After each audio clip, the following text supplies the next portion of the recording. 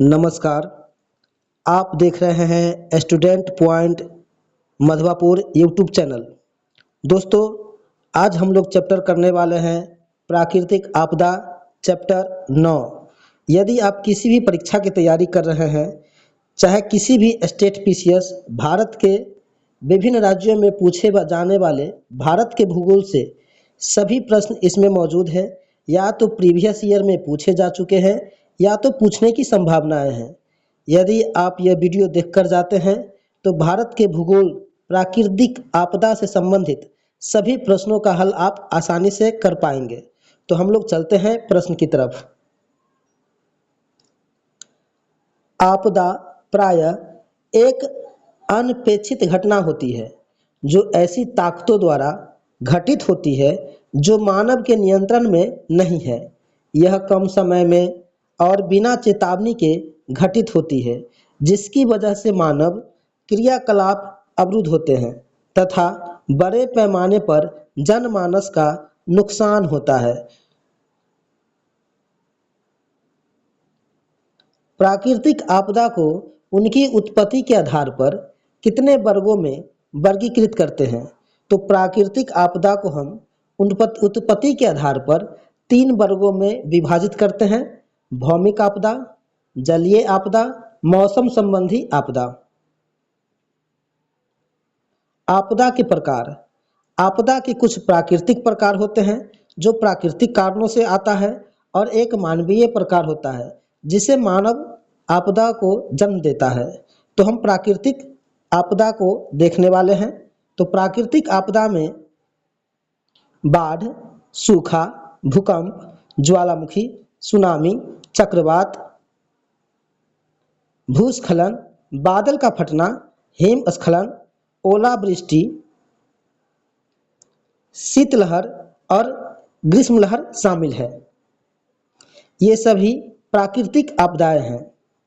मानव निर्मित आपदा में रासायनिक आपदा, औद्योगिक आपदा, रेल दुर्घटनाएं, नागरिक विमान दुर्घटनाएं, तेल रिसाव,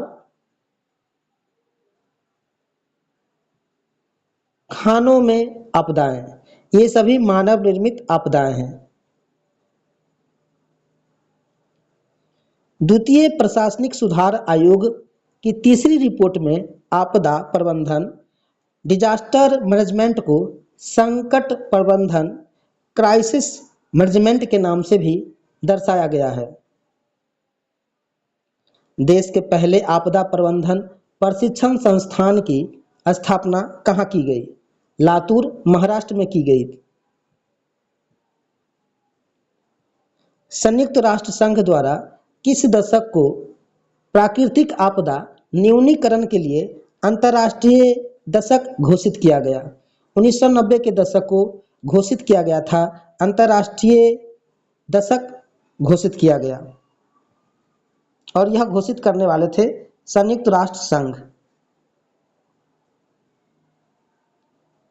भूकंप। भूकंप भूपटल या भूपर पट्टी का आकस्मिक कंपन है। इसका पहले से कोई संकेत भी प्राप्त नहीं होता है, जिससे इसकी भविष्यवाणी करना असंभव हो जाता है। तो हम भूकंप की भविष्यवाणी नहीं कर सकते हैं। भूकंप के अध्ययन को क्या कहते हैं? सिस्मोलॉजी। भूकंप आने से पूर्व वायुमंडल में किस गैस की मात्रा में वृद्धि देखी जाती है? रेडॉन गैस की। पृथ्वी की सतह पर भूकंप के समान तीव्रता वाले बिंदुओं को मिलाने वाली रेखा को क्या कहते हैं? समभूकंपी रेखा कहते हैं। पृथ्वी की सतह पर भूकंप के समान तीव्रता वाले बिंदुओं को मिलाने वाली रेखा को हम समभूकंपी रेखा के नाम से जानते हैं। वह बिंदु जहां पर भूकंपी तरंगों सबसे पहले पहुंचती है क्या कहलाता है? तो सबसे पहले भूकंपी तरंग जहां पहुंचती है उसे हम अधिकेंद्र कहते हैं। वह स्थान जहां से ऊर्जा तरंगों की उत्पत्ति होती है क्या कहलाता है?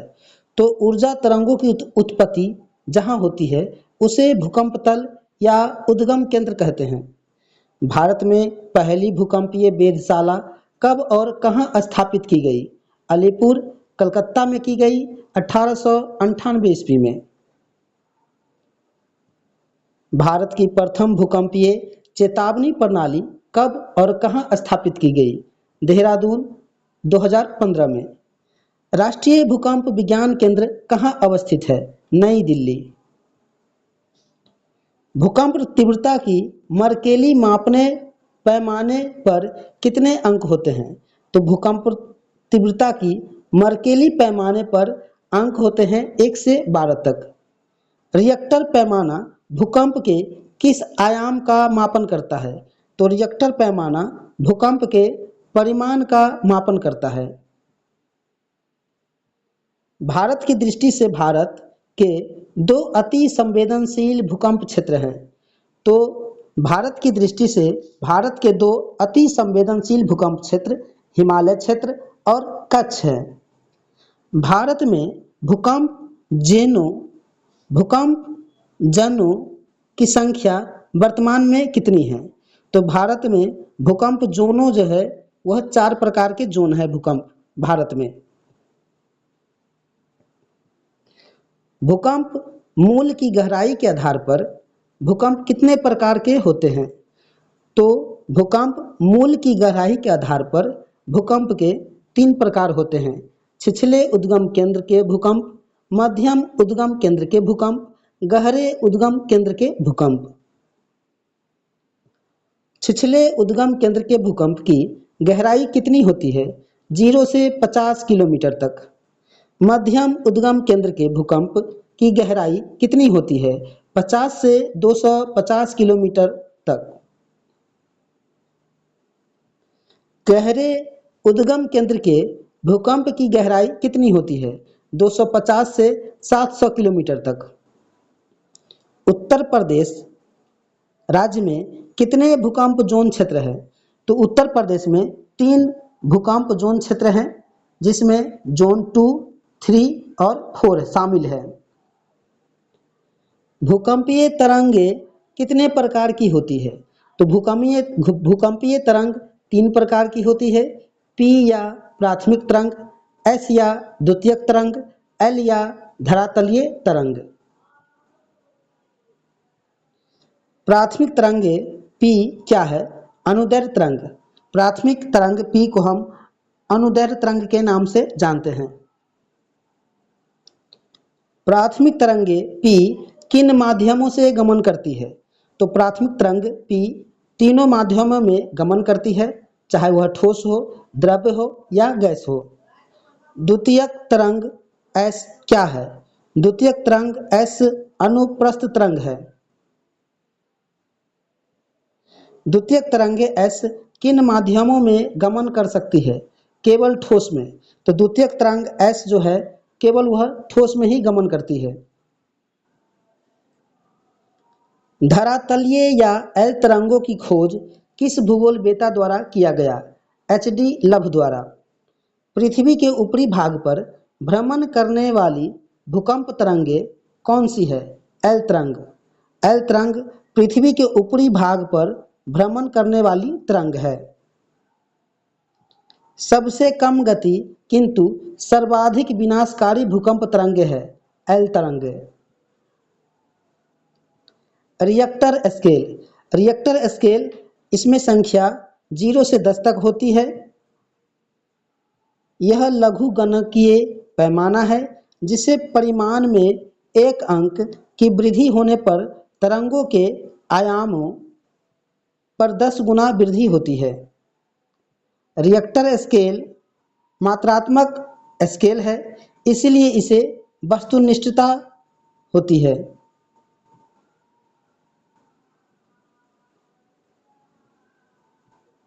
Mercalli scale.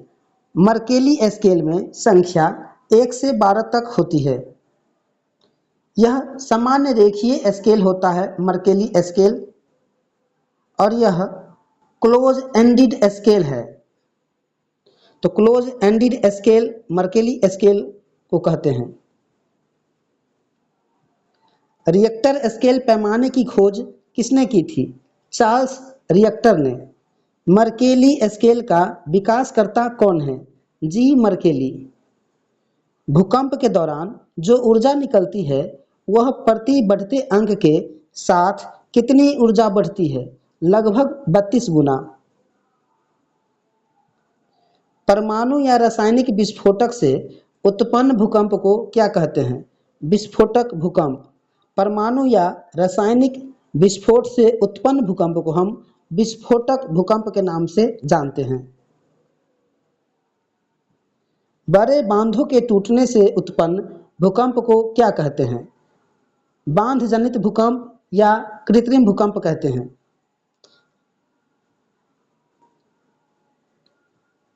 खनन क्षेत्रों में भूमिगत खानों की छतों के गिरने के कारण उत्पन्न भूकंप को क्या कहते हैं? तो खनन क्षेत्रों में भूमिगत खानों की छतों को गिरने के कारण भूकंप को हम कोलैप्स भूकंप के नाम से जानते हैं, जिसमें खानों की छत यदि गिर जाती है भूकंप से तो उस भूकंप को हम कोलैप्स भूकंप कहते हैं। ज्वालामुखी क्रिया द्वारा उत्पन्न भूकंप को क्या कहते हैं? ज्वालामुखी भूकंप कहते हैं। विवर्तनिक क्रिया द्वारा उत्पन्न भूकंप को क्या कहते हैं? सामान्य भूकंप या विवर्तनिक भूकंप कहते हैं। एक ही समय पर आने वाले भूकंपीय क्षेत्रों को मिलाने वाली रेखा को क्या कहते हैं? होमोसिस्मल लाइन कहते हैं।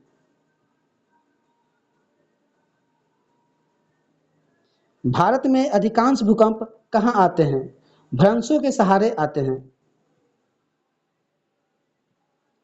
महासागरीय प्लेट का वह भाग जहां क्षेपण के बाद भूकंप की उत्पत्ति होती है उसे क्या कहते हैं? बेली ऑफ जोन कहते हैं। सुनामी।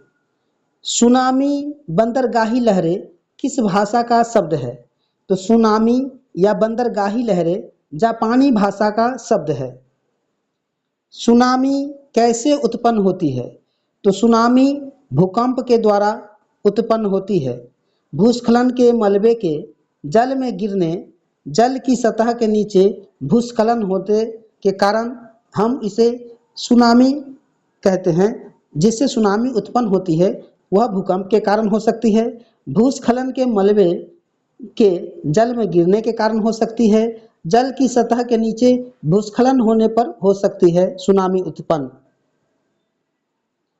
ज्वालामुखी गतिविधियों से भी सुनामी उत्पन्न होती है। उल्का पिंड के टकराने के कारण भी सुनामी उत्पन्न हो सकते हैं। सुनामी की सर्वाधिक उत्पत्ति किस महासागर में होती है? प्रशांत महासागर में। 26 दिसंबर 2004 को हिंद महासागर में आए सुनामी से भारत में सर्वाधिक प्रभावित जिला कौन था? नागपट्टनम, तमिलनाडु। प्राकृतिक संकट चेतावनी जारी करने वाले केंद्रीय एजेंसी। भूकंप भारत मौसम विज्ञान विभाग के द्वारा जारी किया जाता है।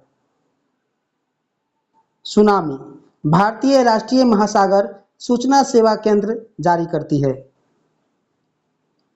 बाढ़ केंद्रीय जल आयोग जारी करता है। सूखा कृषि एवं किसान कल्याण मंत्रालय के द्वारा जारी किया जाता है। चक्रवात भारत मौसम विभाग जारी करती है। हिमस्खलन हिम एवं हिमस्खलन अध्ययन प्रतिष्ठान जारी करता है। भूस्खलन भारतीय भूवैज्ञानिक सर्वेक्षण के द्वारा जारी किया जाता है।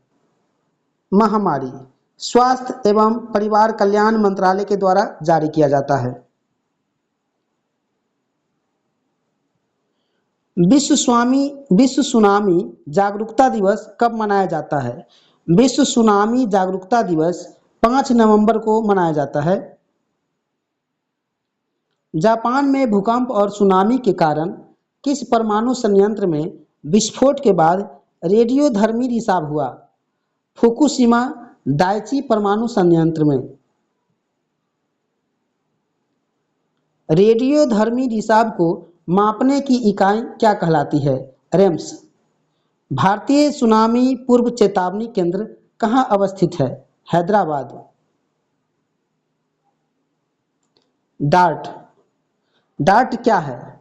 डार्ट एक विशेष तकनीक है जिसके माध्यम से सुनामी का पता लगाने के बाद उचित जगहों पर शीघ्र सूचनाएं भेजी जाती है, उसे हम डार्ट कहते हैं।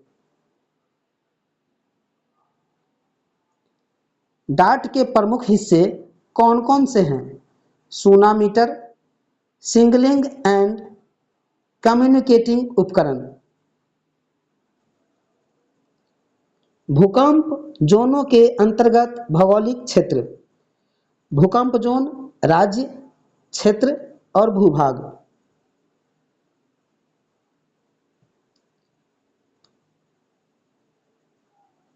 उच्च क्षति जोखिम क्षेत्र 5 है। यह जम्मू कश्मीर, हिमाचल प्रदेश, उत्तराखंड, बिहार, कच्छ का रण, अंडमान निकोबार द्वीप समूह और पूर्वोत्तर क्षेत्र इसमें शामिल है। तो ये जोन 5 में शामिल है इतने राज्य, और इसके जो क्षेत्र, इसके कारक है 0.36 और भूभाग लगभग 10.9% भूभाग पर यह आती है।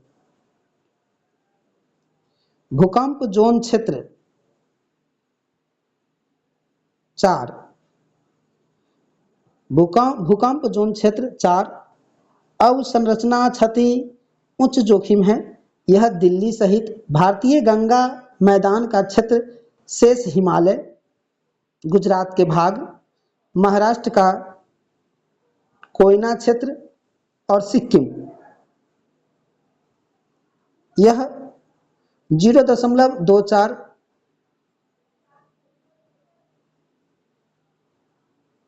क्षेत्र कारक है इसका, और भूभाग 17.3% है। जोन क्षेत्र 3 मकान क्षति।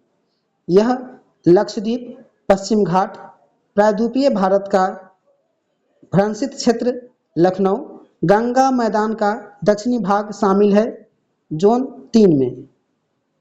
इसके क्षेत्र कारक है 0.18 और भूभाग है 30.4%।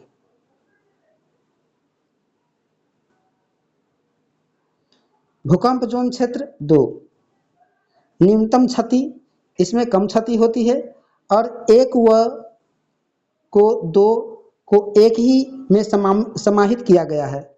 तो न्यूनतम क्षति भूकंप जोन क्षेत्र 1 और 2 इसी में शामिल है, जो प्रायद्वीपीय पठार का अधिकांश भाग कर्नाटक पठार सहित है, जिसका क्षेत्र कारक 0.10 क्षेत्र है और भूभाग 41.4% है। IS कोड के तहत क्षेत्र का कारक प्रदान किया गया है।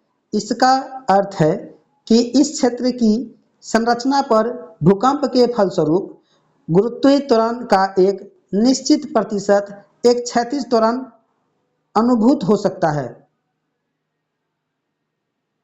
ज्वालामुखी। ज्वालामुखी भूपर पट्टी में एक छिद्र होता है जिससे पृथ्वी की सतह के नीचे स्थित मैग्मा चैम्बर से गर्म लावा, गैसें, चट्टान,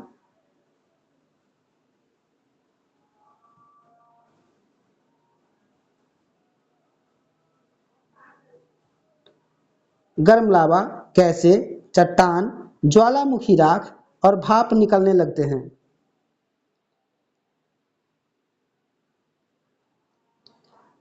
सक्रियता के आधार पर ज्वालामुखी को कितने भागों में बांटा जाता है? 3। सक्रिय ज्वालामुखी, सुषुप्त ज्वालामुखी, मृत ज्वालामुखी।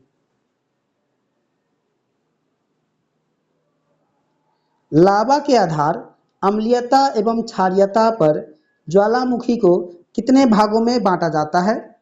5। पिलियन तुल्य, बैल्केनियन तुल्य, स्ट्राम्बोबोली तुल्य, हवाईयन तुल्य, अबिसुबियस तुल्य के नाम से यह भागों में बांटा जाता है।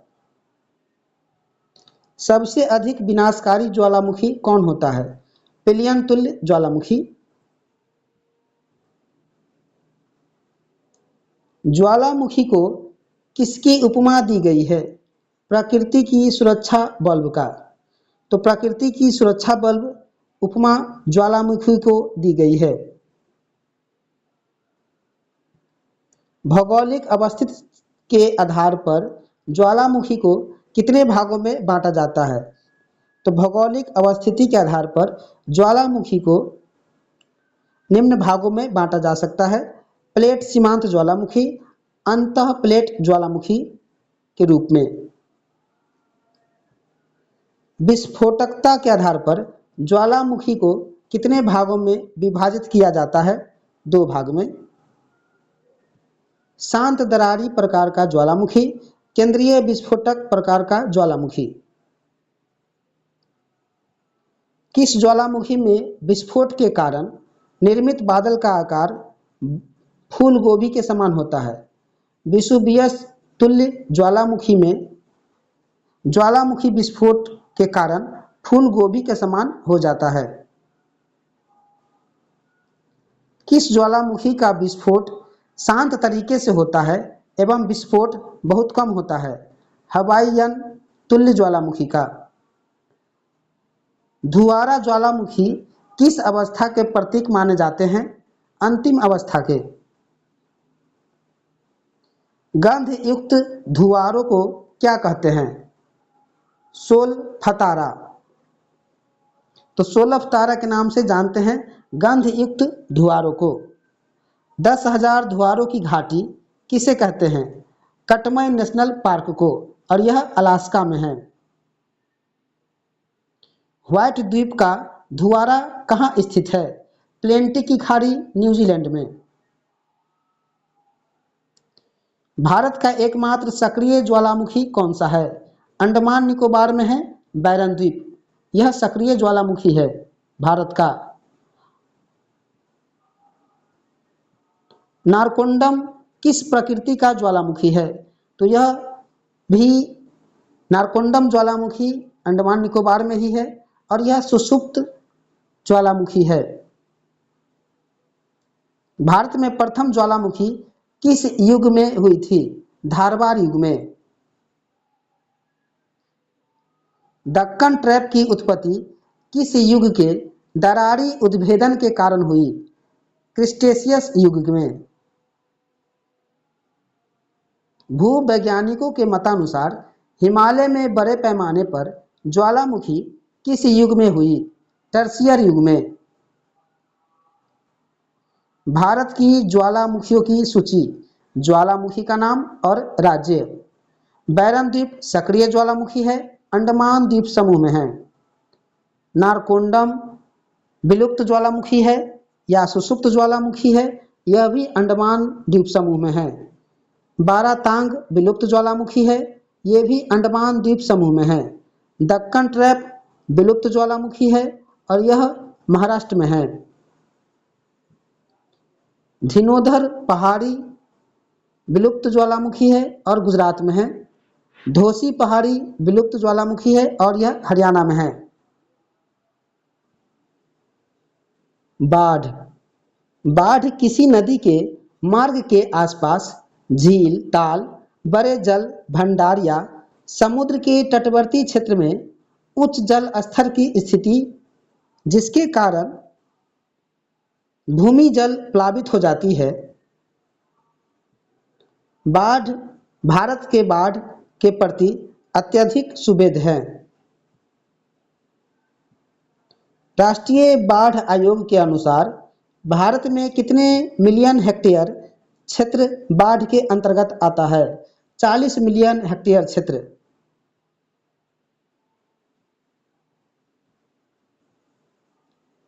भारतीय भूवैज्ञानिक के अनुसार भारत का कितना प्रतिशत क्षेत्र बाढ़ प्रवण क्षेत्र है? 12.5%। गंगा बेसिन में बाढ़ नियंत्रण एवं प्रबंधन हेतु गंगा बाढ़ नियंत्रण आयोग की स्थापना कब की गई? 1972 ईस्वी में, पटना। तो गंगा बेसिन बाढ़ नियंत्रण के लिए गंगा बाढ़ नियंत्रण आयोग की स्थापना 1972 में पटना में की गई थी। भारत में बाढ़ नियंत्रण के लिए राष्ट्रीय बाढ़ नियंत्रण कार्यक्रम किस वर्ष शुरू हुआ? 1954 में। राष्ट्रीय बाढ़ आयोग की स्थापना कब की गई? 1976 ईस्वी में। उत्तर प्रदेश में कौन सा क्षेत्र सर्वाधिक बाढ़ प्रभावित क्षेत्र के अंतर्गत आता है? पूर्वी क्षेत्र। भारत का सबसे अधिक बाढ़ग्रस्त राज्य कौन सा है? बिहार। पिछले कुछ दशकों से उत्तर भारत के मैदानों में बाढ़ की बारंबारता बढ़ने के क्या कारण? गाद के निक्षेप के कारण, नदी घाटियों की गहराई में कमी हो गई है। गंगा बेसिन के बाढ़ से सर्वाधिक प्रभावित राज्य? उत्तर प्रदेश, बिहार।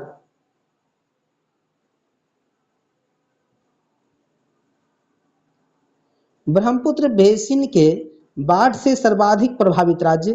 पश्चिम बंगाल, असम, अरुणाचल प्रदेश। यह ब्रह्मपुत्र बेसिन से सर्वाधिक प्रभावित क्षेत्र है। लौटते मानसून द्वारा नवंबर से जनवरी के मध्य किस राज्य में बाढ़ की प्रबल संभावना होती है?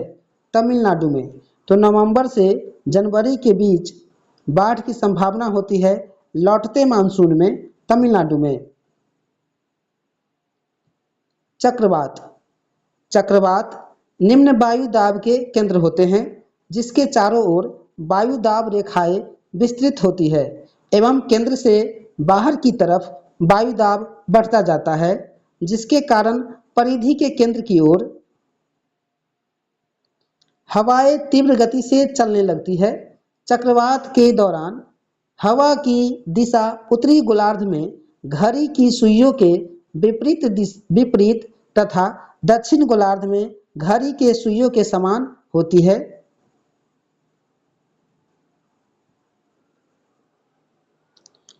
अवस्थिति के आधार पर चक्रवातों को कितने प्रकार में विभक्त किया जाता है? उष्णकटिबंधीय चक्रवात, शीतोष्णकटिबंधीय चक्रवात। उष्णकटिबंधीय चक्रवात उत्पन्न होते हैं 5 डिग्री से 30 डिग्री उत्तरी एवं दक्षिणी अक्षांशों के बीच।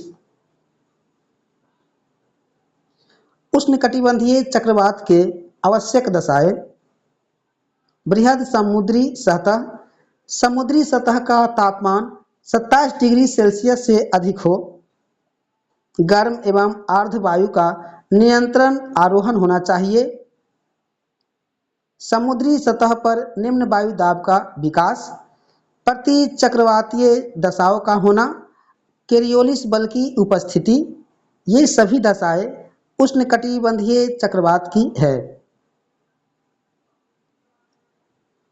उष्णकटिबंधीय चक्रवात की हिंद महासागर में किस समय आते हैं? मई, जून एवं अक्टूबर, नवंबर में उष्णकटिबंधीय चक्रवात हिंद महासागर में आते हैं। चक्रवातों के विश्व के विभिन्न भागों में विभिन्न नाम: अंतर्राष्ट्रीय तिथि रेखा के पश्चिम में उत्तर पश्चिम प्रशांत महासागर क्षेत्र को में टाइफून आता है। उत्तरी अटलांटिक महासागर अंतर्राष्ट्रीय तिथि रेखा के उत्तरी एवं पूर्वी प्रशांत महासागर एवं दक्षिणी प्रशांत महासागर का क्षेत्र में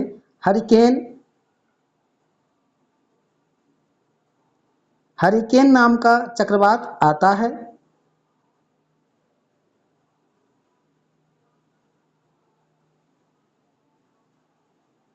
दक्षिणी पश्चिम प्रशांत महासागर और दक्षिण पूर्वी हिंद महासागर क्षेत्र में उष्णकटिबंधीय चक्रवात आता है। उत्तरी हिंद महासागर क्षेत्र में भीषण चक्रवाती तूफान आता है। दक्षिण पश्चिमी हिंद महासागरीय क्षेत्र में उष्णकटिबंधीय चक्रवात आता है। ऑस्ट्रेलिया में इस चक्रवात को बिली बिलीज के नाम से जानते हैं। संयुक्त राष्ट्र अमेरिका एवं ऑस्ट्रेलिया में टोर्नेडो कहते हैं चक्रवात को।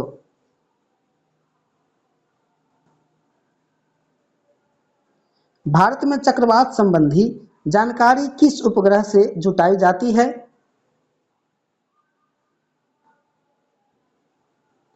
भारत में चक्रवात संबंधी जानकारी देने वाले उपग्रह को आई उपग्रह कहते हैं। बैरोमीटर पठन में अचानक गिरावट हो जाने से कौन सी मौसमी दशा इंगित होती है? तूफानी मौसम का होना। बंगाल की खाड़ी में पैदा होने वाले चक्रवात सामान्यतः किस माह में अधिक आते हैं? अक्टूबर नवंबर माह में। हुदहुद चक्रवात से भारत का कौन सा तटीय क्षेत्र प्रभावित होता है? आंध्र प्रदेश। आंध्र प्रदेश क्षेत्र हुदहुद चक्रवात से प्रभावित होता है।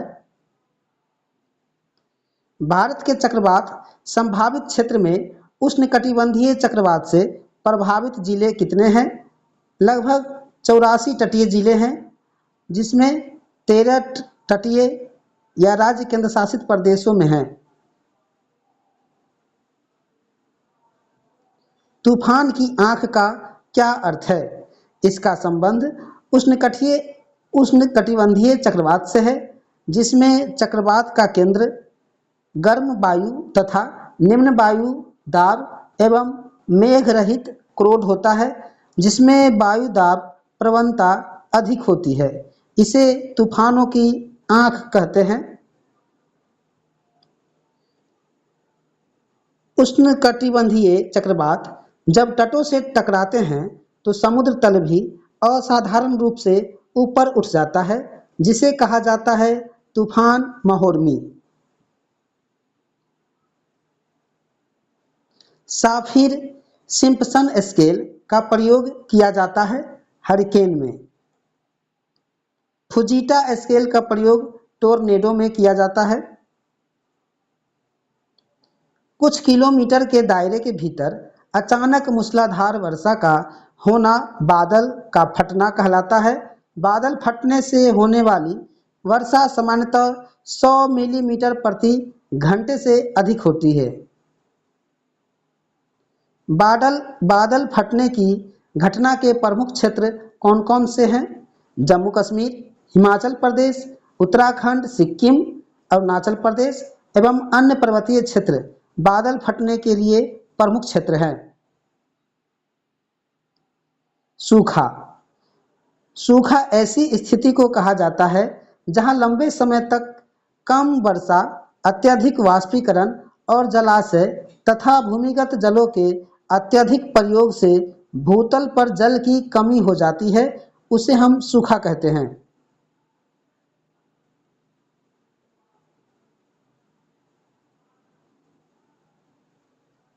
भारतीय मौसम विभाग के अनुसार किसी क्षेत्र में सामान्य से 25% से 50% वर्षा की कमी होने पर मध्यम सूखा होता है।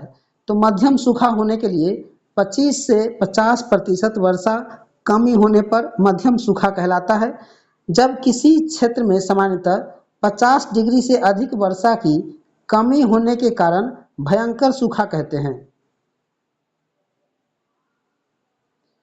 सूखा कितने प्रकार के होते हैं? मौसम विज्ञान संबंधी सूखा, जल विज्ञान संबंधी सूखा, कृषिय और मृदा सूखा। सूखे की समस्या को हल करने के लिए 1973-74 में किस कार्यक्रम की शुरुआत की गई? सूखा अनावृष्टि प्रवण क्षेत्र कार्यक्रम शुरुआत की गई थी। सूखे की समस्या को हल करने के लिए 1973-74 ईस्वी में मरुभूमि के नकारात्मक प्रभावों को कम करने के लिए शुरू की गई योजना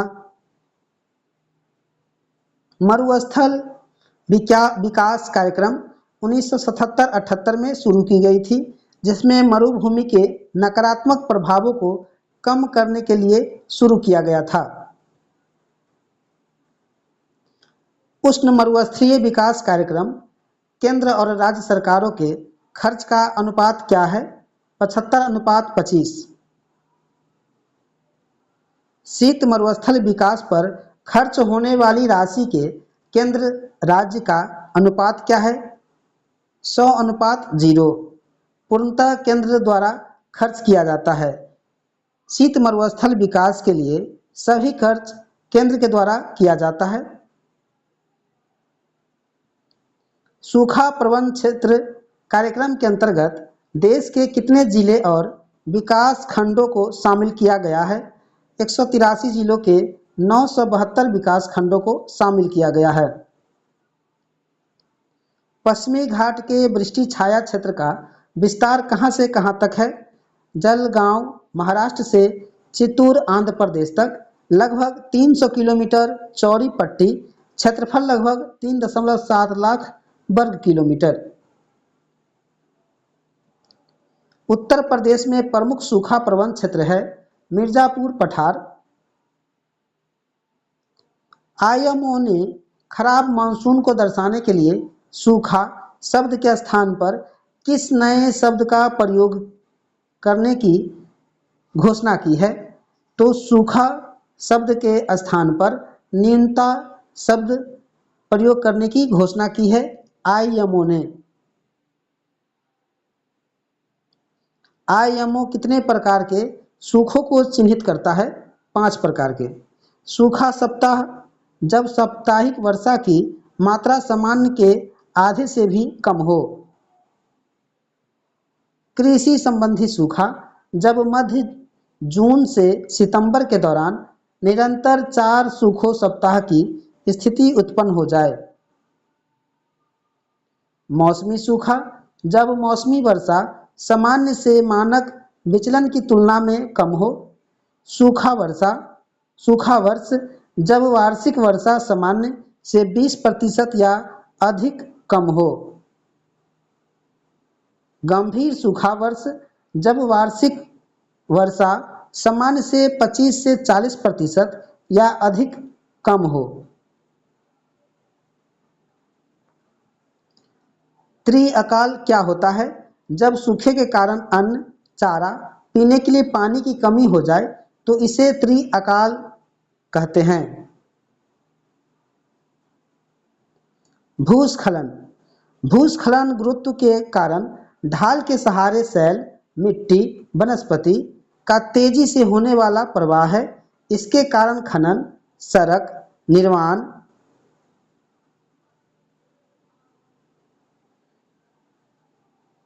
निर्वनीकरण, अति पशुचारण, भूकंप एवं तीव्र वर्षा प्रमुख है। भारत के भूस्खलन सुभेद जोन।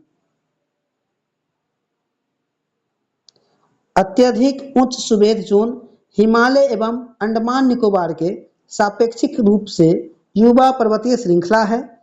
पश्चिमी घाट नीलगिरी क्षेत्र पूर्वोत्तर क्षेत्र है। भूकंप प्रभावी क्षेत्र, अत्यधिक मानव क्रियाकलाप वाली पहाड़ी क्षेत्र शामिल है अत्यधिक उच्च जोन क्षेत्र में। उच्च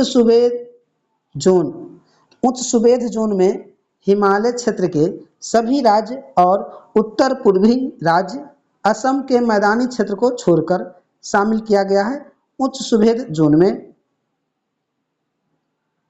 मध्यम एवं निम्न सुवेध जोन लद्दाख और हिमाचल प्रदेश के स्पीति के पार हिमालय क्षेत्र, अरावली के विषम लेकिन स्थिर उच्चावच एवं निर्माण बर्षण वाले क्षेत्र, पश्चिमी एवं पूर्वी घाट के वृष्टि छाया क्षेत्र, दक्कन का पठार, झारखंड, उड़ीसा, छत्तीसगढ़, मध्य प्रदेश, महाराष्ट्र, आंध्र प्रदेश, कर्नाटक, तमिलनाडु, गोवा, केरल में खनन और भूमि धंसने के कारण भूस्खलन एक सामान्य घटना है।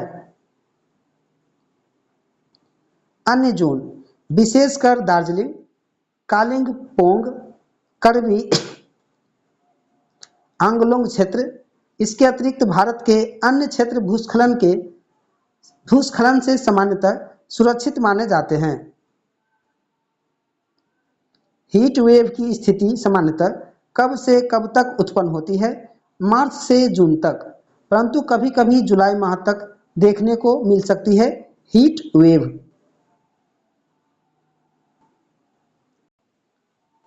देश के किस हिस्से में अधिकतर हीट वेव स्थिति देखने को मिलती है?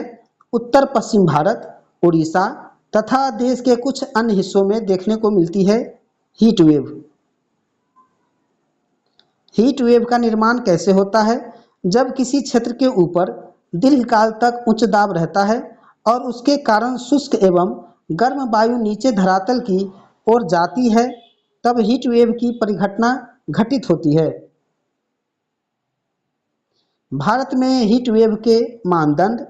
आईएमडी के अनुसार मैदानी क्षेत्र में अधिकतम तापमान 40 डिग्री सेल्सियस तथा पहाड़ी क्षेत्र में 30 डिग्री सेल्सियस तक न पहुंच जाए, हीट वेव पर विचार करने की आवश्यकता नहीं होती है। किसी स्थान का अधिकतम सामान्य तापमान 40 डिग्री से कम या उसके बराबर होने की स्थिति में सामान्य तापमान 4 से 5 डिग्री सेल्सियस अधिक तापमान पर हीट वेव की स्थिति होती है।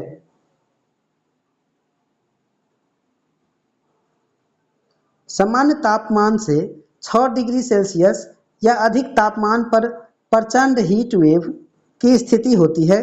किसी स्थान का सामान्य अधिकतम तापमान 40 डिग्री सेल्सियस से अधिक होने की स्थिति में होती है। वास्तविक अधिकतम तापमान 45 डिग्री या अधिक रहे तो हीट वेव की घोषणा की जानी चाहिए। ऐसी स्थिति में सामान्य अधिकतम तापमान का संदर्भ नहीं लिया जाता है। भारत की बड़ी औद्योगिक आपदाएं: बॉम्बे डॉक्स विस्फोट 1944, भोपाल गैस त्रासदी 1984, चासलाना खान दुर्घटना 1975, जयपुर ऑयल डिपो अग्निकांड 2009, कोरबा में चिमनी का गिरना 2009, मायापुरी रेडियोलॉजिकल दुर्घटना 2010, ऊंचाहार में एनटीपीसी केक बॉयलर में विस्फोट 2017।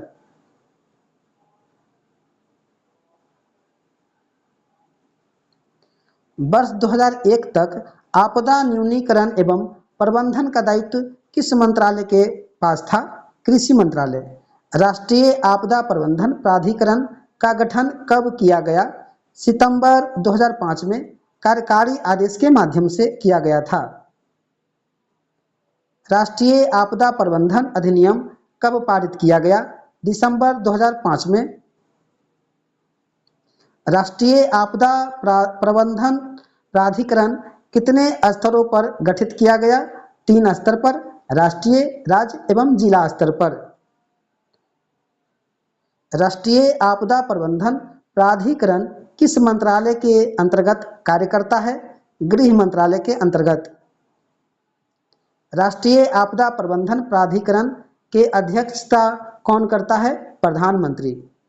समन्वय एवं अन्य कार्यों के लिए राष्ट्रीय आपदा प्रबंधन प्राधिकरण की अध्यक्षता कौन करता है? गृह सचिव। किस वर्ष राष्ट्रीय आपदा प्रबंधन प्राधिकरण द्वारा राष्ट्रीय आपदा प्रबंधन नीति का निर्माण किया गया? 2009 में। आपदा प्रबंधन एवं राष्ट्रीय संस्थान जिसकी स्थापना 2006 में की गई थी, अध्यक्ष कौन थे? केंद्रीय गृह मंत्री। आपदा प्रबंधन पर राष्ट्रीय संस्थान सार्क देशों के आपदा प्रबंधन केंद्र के रूप में भी कार्य करता है। राष्ट्रीय आपदा प्रतिक्रिया बल एनडीआरएफ की उत्तर प्रदेश में कहाँ-कहाँ बटालियन स्थापित है? गाजियाबाद, वाराणसी में। आपदा न्यूनीकरण दिवस कब मनाया जाता है? प्रत्येक वर्ष 13 अक्टूबर को। 1989 में इसकी शुरुआत हुई थी। संयुक्त राष्ट्र सासाकावा अवार्ड किस क्षेत्र में किए गए बेहतर प्रयास के लिए दिया जाता है? तो सासाकावा अवार्ड आपदा न्यूनीकरण संबंधी बेहतर प्रयास के लिए व्यक्ति या संस्था को दी जाती है। योकोहामा रणनीति का संबंध किस क्षेत्र से है? आपदा प्रबंधन से। संदाई फ्रेमवर्क का संबंध किससे है? आपदा जोखिम न्यूनीकरण से। ह्यूगो रणनीतिक फ्रेमवर्क 2005-2015 का संबंध किससे है? आपदा न्यूनीकरण से। सेंदाई फ्रेमवर्क को लागू करने का कार्यकाल कब से कब तक है? 2015 से 2030 तक। सेंदाई फ्रेमवर्क को कब अपनाया गया? आपदा जोखिम न्यूनीकरण के तीसरे संयुक्त राष्ट्र विश्व सम्मेलन 2015 में। केंद्र सरकार ने आपदा प्रबंधन के क्षेत्र में भारत में व्यक्तियों और संगठनों के योगदान को सम्मानित करने के लिए किस पुरस्कार की घोषणा की? सुभाष चंद्र बोस आपदा प्रबंधन पुरस्कार की। सुभाष चंद्र बोस आपदा प्रबंधन पुरस्कार के तहत कितनी धनराशि प्रदान की जाती है? 51 लाख रुपए संस्थान वर्ग में और व्यक्तिगत वर्ग में 5 लाख रुपए। वर्ष 2022 के लिए सुभाष चंद्र बोस आपदा प्रबंधन पुरस्कार किसे प्रदान किया गया? संस्थान वर्ग में गुजरात को, आपदा प्रबंधन संस्थान में गुजरात को, व्यक्तिगत वर्ग में विनोद शर्मा को। भारत सरकार द्वारा सुभाष चंद्र बोस आपदा प्रबंधन पुरस्कार की घोषणा कब की जाती है? 23 जनवरी को की जाती है, नेताजी सुभाष चंद्र बोस के जयंती पर। भोपाल गैस त्रासदी 2 से 3 दिसंबर 1984 के समय किस गैस का रिसाव हुआ था? मिथाइल आइसोसाइनाइड का रिसाव हुआ था भोपाल गैस त्रासदी में 2-3 दिसंबर 1984 को। चेरनोबिल दुर्घटना किस आपदा से संबंधित है? परमाणु आपदा से संबंधित है चेरनोबिल दुर्घटना। भारत के सर्वाधिक आपदाग्रस्त राज्यों में प्रमुख स्थान उड़ीसा का है।